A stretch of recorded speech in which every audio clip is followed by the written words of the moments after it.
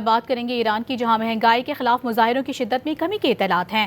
Internet service بھی جزوی بحال ہونا شروع ہو گئی ہے۔ ایرانی سرکاری میڈیا نے گزشتہ روز پرتشدد مظاہروں میں 114 سیکیورٹی اہلکاروں کے مارے جانے کی تصدیق کی تھی۔ امریکی ادارے نے مجموعی اموات 538 ہونے کا دعویٰ کیا۔ ایرانی وزیر خارجہ احتجاج کے دوران تخریب کاروں کی ویڈیو جاری کی۔